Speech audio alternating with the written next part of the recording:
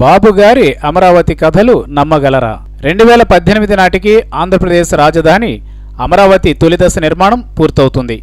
ఇది ఆంధ్రప్రదేశ్ ముఖ్యమంత్రి నారా చంద్రబాబు నాయుడు గత కొన్నాళ్లుగా చెబుతున్న మాట.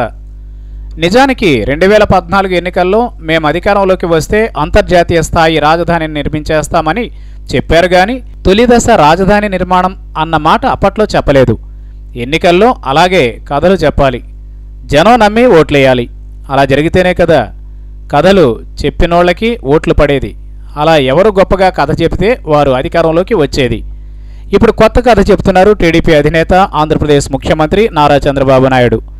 2019 ప్రారంభం నాటికి అమరావతి తొలిదశ నిర్మాణం పూర్తయి అందుబాటులోకి కూడా వచ్చేస్తుందట.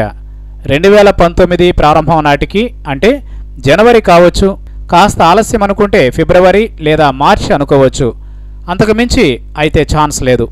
ఎందుకంటే 2019 మార్చి దాటితే మళ్ళీ ఎన్నికలు వచ్చేస్తాయి. అంతా బాగానే ఉంది కానీ రాజధాని అమరావతి నిర్మాణం ప్రస్తుతం ఏ పరిస్థితుల్లో ఉంది? ఇప్పటికైతే ఎక్కడ వేసిన గొంగళి అక్కడే అన్నట్లుంది. పరిపాలనా సముదాయం తాత్కాలికంగా నిర్మించిన ప్రాంతం ఒక్కటి తప్ప అమరావతిలో అధికారికంగా ఎలాంటి నిర్మాణాలు ఇప్పటిదాకా ప్రారంభం కాలేదు. అన్నీ డిజైన్ల ఫేజ్లోనే ఉన్నాయి. డిజైన్ల విషయంలోనూ గందరగోళం కొనసాగుతోంది. తాజాగా 2 డిజైన్లు దాదాపు ఖరారు చేశారట ముఖ్యమంత్రి చంద్రబాబు. అసెంబ్లీ, హైకోర్టు భవనాలకు సంబంధించి నార్మన్ పోస్టర్స్ సంస్థ 2 డిజైన్లు ఇస్తే ఒకదాని కోసం ఇచ్చిన డిజైన్ ఇంకో దానికి ఫైనల్ చేశారు చంద్రబాబు. కాస్త కామెడీగా ఉంది కదూ. ఆ డిజైన్లకి ఏవేవో కథలు మళ్ళీ తెరపైకి వచ్చాయి.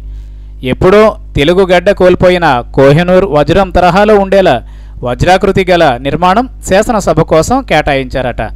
ఇంకో పక్క స్తూపాకారాన్ని హైకోర్టు కోసం ఫైనల్ చేశారట. దాని అర్థం అందరికీ న్యాయం జరిగినప్పుడే సంతోషం కలుగుతుందనట. కథలు అదిరిపోయాయి. తాత్కాలిక సచివాలయం నిర్మాణానికే చాలా సమయం పట్టేసింది. రికార్డు సమయంలో అని చెప్పుకున్నా అక్కడి పరిస్థితులలో ఉన్నాయో మొన్న ఈ మధ్యన కురిసిన వాన తదనంతర పరిణామాలు చెప్పకనే చెప్పేశాయి. అలాంటిది శాశ్వత నిర్మాణాలు అది ఏడాదిన్నర కాలంలో పూర్తయిపోతాయట. ఇంకా డిజైన్లు ఖరారు కాకుండానే ఎవరన్నా ఏమన్నా అనుకోండి, చంద్రబాబు గారి అమరావతి కథలు మాత్రం వినడానికి వినసొంపుగా ఉండి తీరాల్సిందే.